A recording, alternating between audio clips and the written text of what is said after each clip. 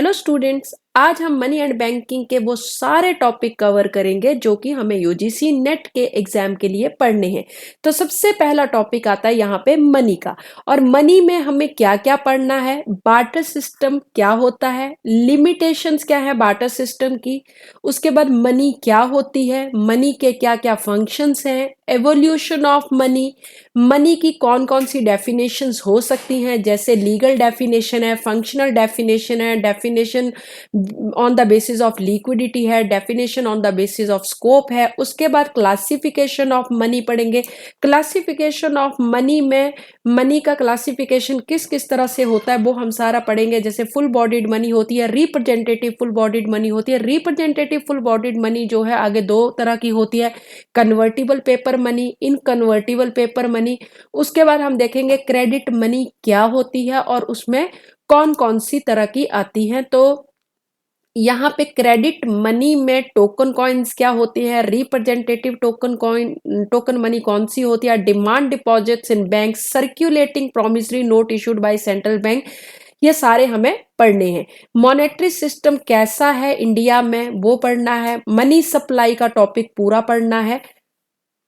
उसके बाद आता है second topic, central bank. Central bank में हमें पढ़ना है कि सेंट्रल बैंक इंडिया का कौन सा है, फंक्शंस क्या हैं सेंट्रल बैंक के, मॉनेटरी पॉलिसी क्या होती है, मॉनेटरी पॉलिसी में कौन कौन से इंस्ट्रूमेंट को यूज किया जाता है, क्रेडिट क्रिएशन या मनी मल्टीप्लायर क्या होता है।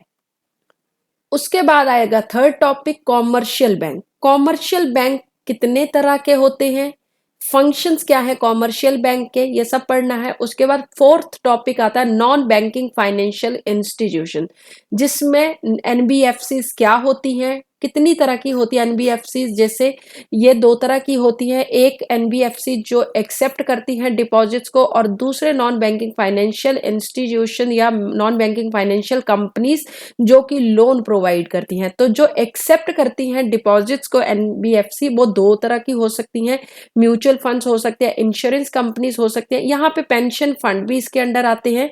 उसके बाद हमारे पास आती है जो लोन प्रोवाइड करती है एनबीएफसी, वो कौन कौन सी हो सकती है, एसेट फाइनेंस कंपनी होती है, लोन कंपनीज होती है, इंफ्रास्ट्रक्चर फाइनेंस कंपनीज होती हैं। ये सब जो है डिटेल में पढ़ना है। उसके बाद हमें डिफरेंस पढ़ना है, नॉन बैंकिंग फाइनेंशियल कंपनीज और बैंकिंग कंपनी के बीच में क्या डिफरेंस होता है, ये भी हमें पढ़ना है। अब आता है fifth topic, capital markets and it's regulations. तो सबसे पहले कैपिटल मार्केट्स होती क्या है, कितनी तरह की होती है कैपिटल मार्केट, जैसे प्राइमरी मार्केट होती है, सेकेंडरी मार्केट होती है। फिर हमें डिफरेंस पढ़ना है कैपिटल मार्केट और मनी मार्केट के बीच में क्या है। Security exchange board of India SEBI, इसका पूरा जो है एक्सप्लेन में डेप्थ में इसको पढ़ना पड़ेगा।